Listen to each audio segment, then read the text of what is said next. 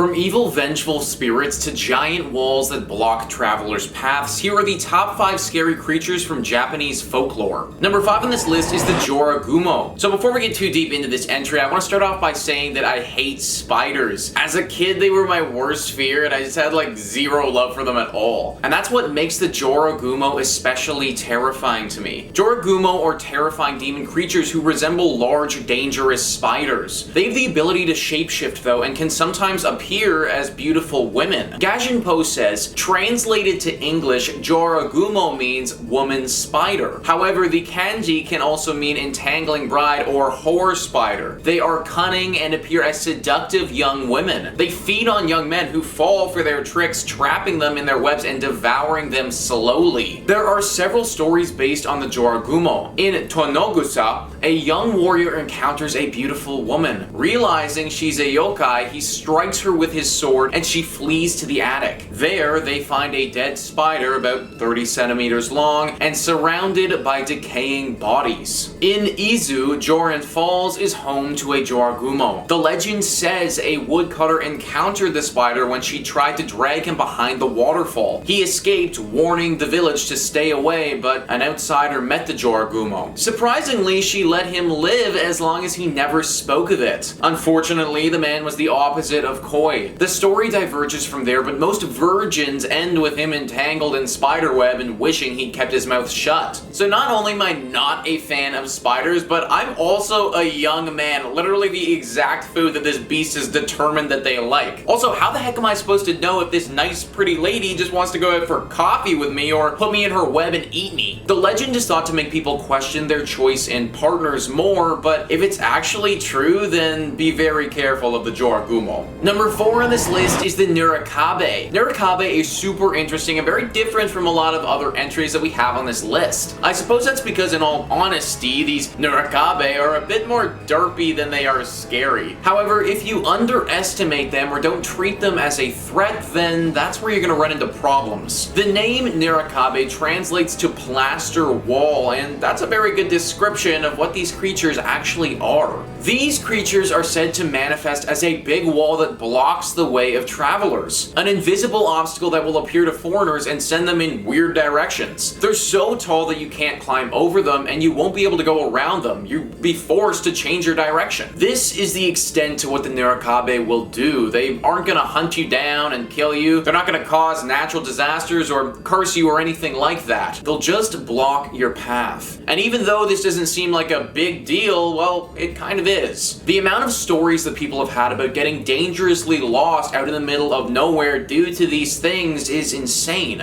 These are just the stories that actually get back to the public too, because a lot of times people never make it back to society. These wall creatures prey on those unfamiliar with the area, so you'll naturally completely lose your bearings if you need to go around them. These days, Nurikabe aren't super menacing because we live in a world with cell phones and a GPS, but back when we didn't have such things, these were extremely dangerous. Locals would always warn people before they went on journeys to be careful of the Nurikabe and always keep track of where they'd been. A mischievous plaster wall who back in the day took quite a few lives. Number 3 on this list is the Kappa. Kappa are gross little creatures that can be very tricky and menacing. Gashadokuro says this small human-like creature has a shell like a turtle, green scaly skin, and a plate on its head that must be filled with water at all times to stay alive. They live in Japan's rivers, lakes, and other waterways. In Shintoism, Kappa are respected as gods of water, and statues of them can be sometimes found at shrines around Japan. Kappa quirks include having an affinity for cucumbers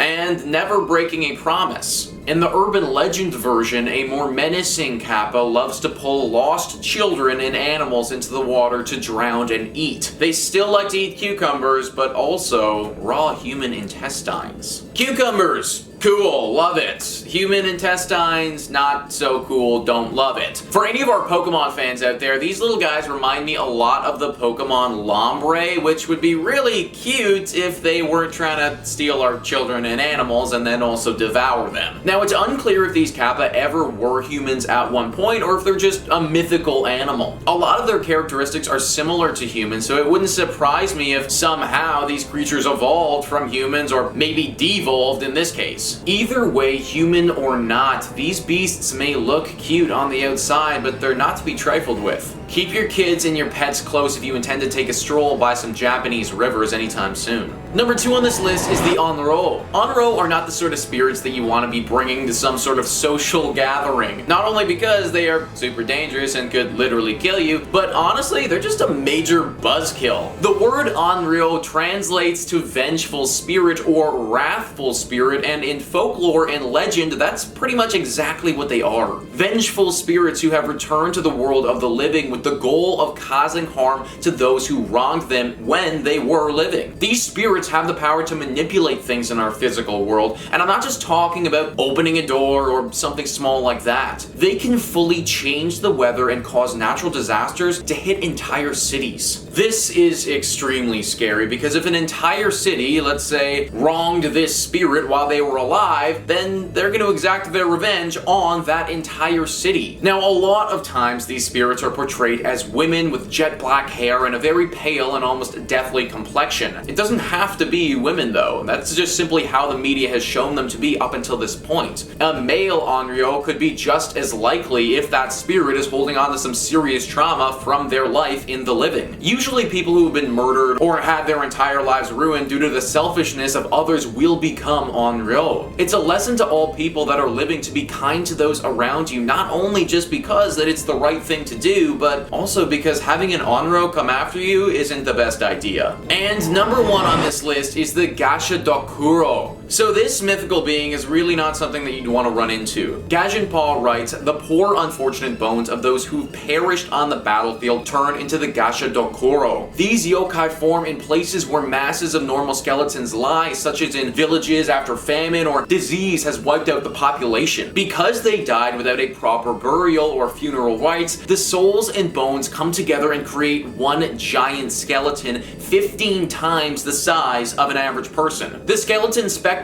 feed on lone travelers, biting their heads off, feasting on their bones, and drinking their blood. Dracula style, guys. It's like some sort of boss from Castlevania. And it truly does feel like a boss in a video game or television show. A 15-foot tall giant skeleton that's been made from the dead bodies of the soldiers who perished here. Like, really think about how horribly terrifying a creature like this would be. You would also have no possible chance of winning in a battle against it because how can you kill something that's already dead?